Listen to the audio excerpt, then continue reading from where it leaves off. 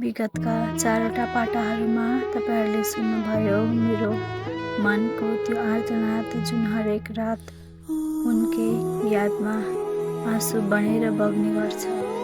आँखा नदेख्नु त मेरो कमजोरी थियो, तर त्योभन्दा ठुलो कमजोरी त मैले उनलाई आफ्नो संसार सम्झनु थियो। आज तपाईँहरूलाई मैले मेरो जिन्दगीको त्यो मोडमा लैजाँदैछु जहाँबाट यो अँध्यारोको छाया सुरु भएको थियो। म जसको साथ आमाको काख र एउटा सानो कोठामा मात्र सीमित थियो। सानैदेखि आमाले मलाई दृष्टिविहीनहरूको विद्यालयमा भर्ना गरिदिनु भयो ताकि म यो निष्ठुरी संसारमा पनि कसैको सहारा बिना बाँच्न सिकौँ।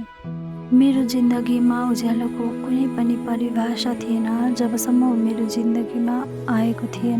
एक दिन कसैलाई भर्ना गराउने बहानामा ऊ त्यो स्कुलमा आयो, तर नियतिको खेल हेर्नुहोस्। आँखा देख्ने त्यो मान्छेले मलाई पाउनका लागि आफू पनि दृष्टिविहीन भएको नाटक गर्यो। ऊ मेरो सामिप्यमा आउन थाल्यो, मलाई हर पल विशेष भएको महसुस गराउन थाल्यो। मलाई लाग्थ्यो ईश्वरले मेरे जस्तो अँध्यारो संसार भएको तर मनको उज्यालो एउटा साथी मेरो लागि पठाइदिनु भयो। उसको त्यो झुठो नाटकमा कति धेरै साँचो माया लुकेको थियो म बुझ्नै सक्दिन थिएँ। उसले मलाई यति धेरै मायामा फसायो कि मलाई लाग्न थाल्यो यदि आँखा नहुँदा पनि यति सुन्दर संसार पाइन्छ भने म जीवनभर यो अँध्यारोमै हराउन तयार छु। तर झुटको जगमा उभिएको खुसी कति नै दिन टिक्थ्यो र जब सत्य बाहिर आयो मेरो खुट्टा मुनिको जमिन मात्र भाँसिएन, मेरो विश्वासको आकाश नै बाहिर आयो। ऊ त संसार देख्ने आँखा भएको मान्छे थियो जसको अगाडि उज्यालो भविष्य पर्खिरहेको थियो र म त केवल उसको जिन्दगीको यस्तो एउटा गल्ती थिएँ जसलाई उसको समाज र परिवारले कहिले स्वीकार्न सक्दैन थियो।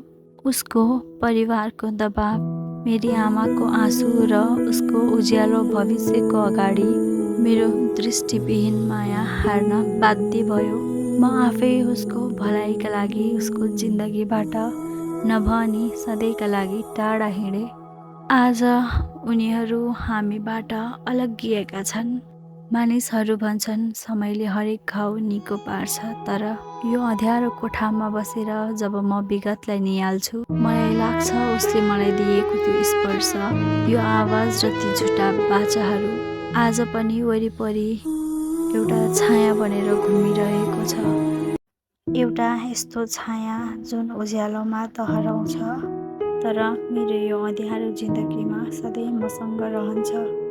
निभ्न लागेको दियो झै जल्दैछु म, तिमी बिना यो अँध्यारो कोठामा गल्दैछु म। हरेक भित्तामा तिम्रै तस्बिर सजिए झै लाग्छ, बितेका ती पलहरूकै बाटोमा चल्दैछु।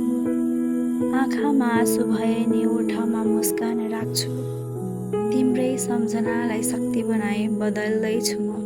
यो अन्धकारको छायाले मलाई रोक्न सक्ने छैन, धैर्यताको काँधमा टेकेर बिस्तारै पग्लदैछु म। नआत्तिनु प्रिय, तिम्रो प्रेम नै मेरो प्रेरणा हो। जिन्दगीको हरेक आदीसँग अब लड्दैछु म। अघि बढु त कसरी म के गरौँ अब थाहा छैन।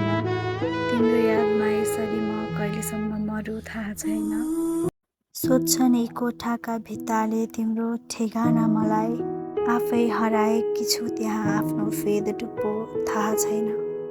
मन त भन्छ अब हिम्मत नहार अझै अगाडि बढ्नु छ, तर यो गरुङ्गो मन लिएर कहाँसम्म सरु थाहा छैन। सास त चलिरहेछ यहाँ तिम्रै पर्खाइमा प्रिय, जिउँदो लास बनेर म कसरी अझै जिउँ थाहा छैन।